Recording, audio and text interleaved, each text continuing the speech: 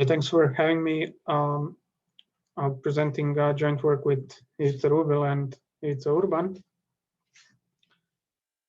So just briefly about the motivation. So our knowledge about the income and or wealth distribution is predominantly based on surveys, but there's plenty of evidence showing that these surveys are not capturing top incomes properly. We can have two kinds of problems here.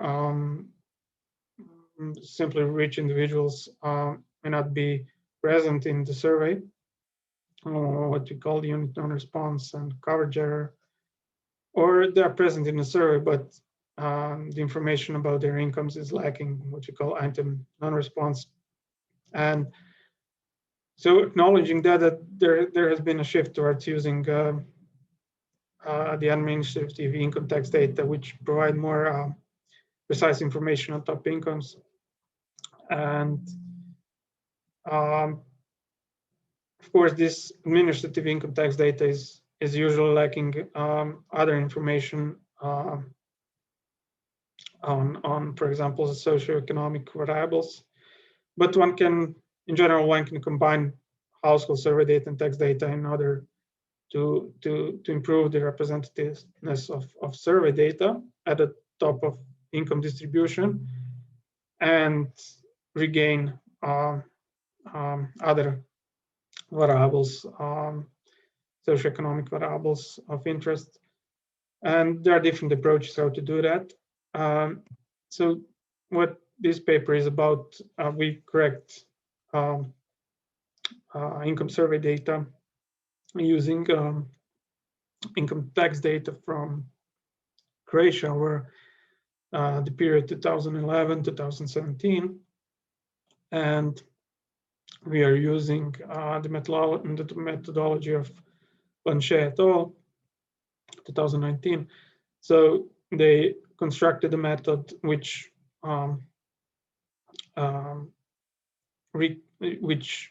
reweights the survey data. And it also imputes the income observations at the top,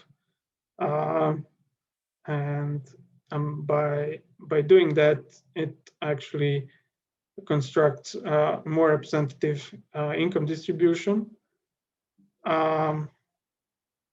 while the representativeness of other variables is also achieved.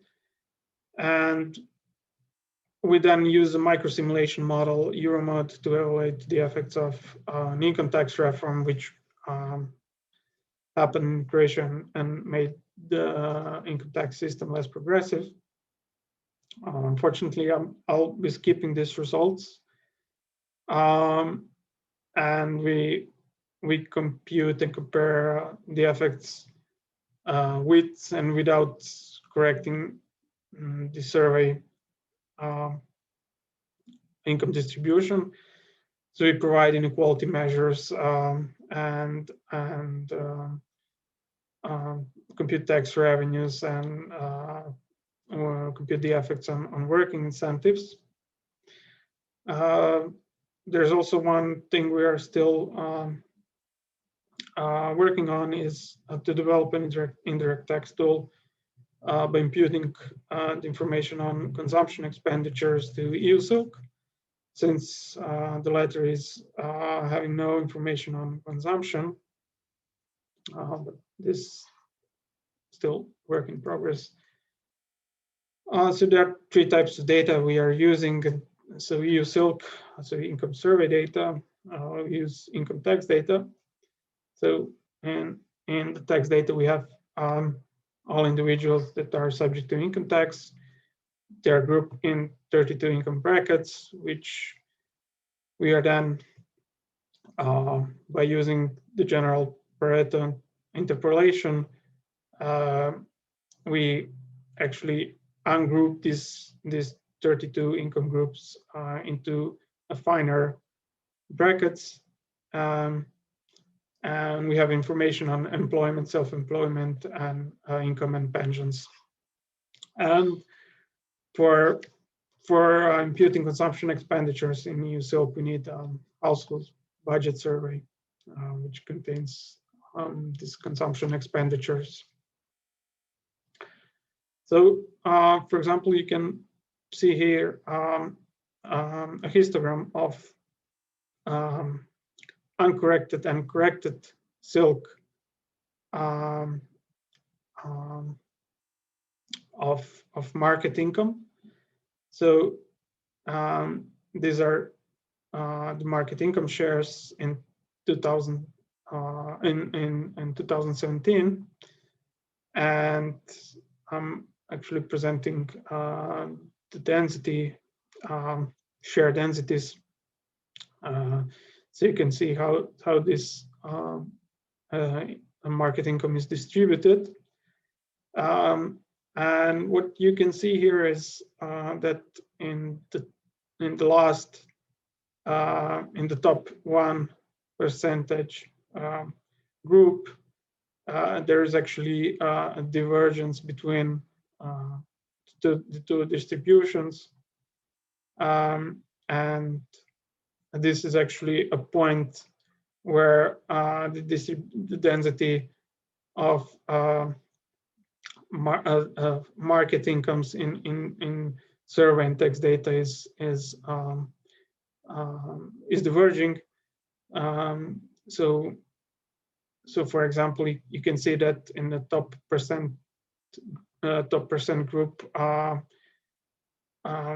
in the uncorrected silk data, individual is gaining more than 5 times the average wage, while if you correct the silk data by text data, you'll see that there's more than 6 times the average an individual in this top percentage group. Top percentage group is earning. We might be also interested in the levels of market incomes between corrected and uncorrected silk data. So now the previous picture is just contrasted. So these histograms are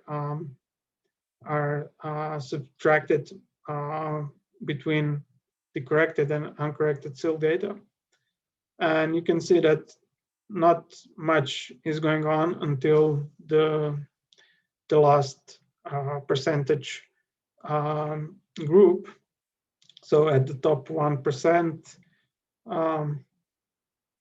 individuals in corrected silk data would, on average, earn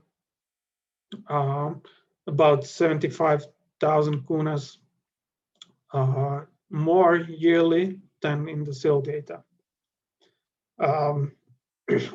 We can also, we might be interested how much is that in relative terms. So here there's a ratio of share densities, and you can see that this top percentage group is earning more than 20%.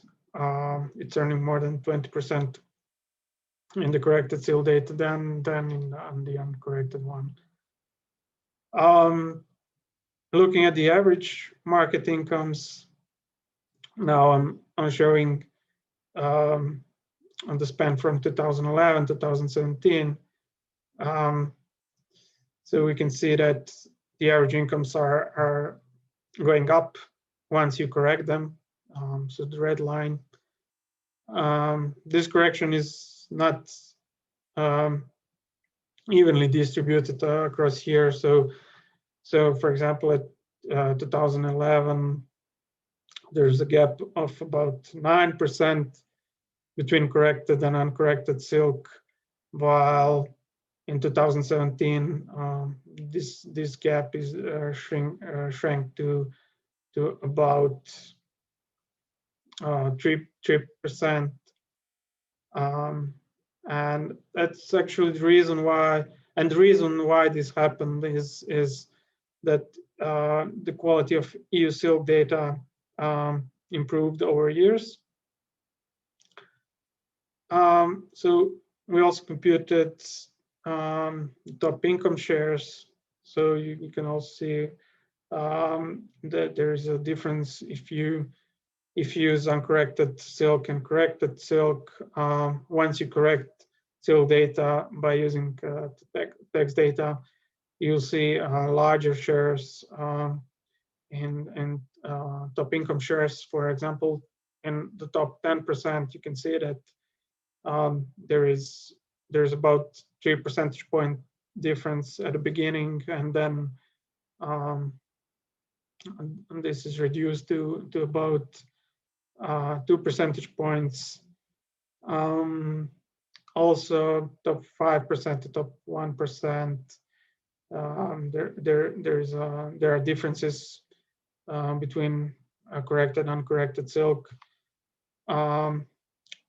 But if you look, for example, at the middle 40% share, then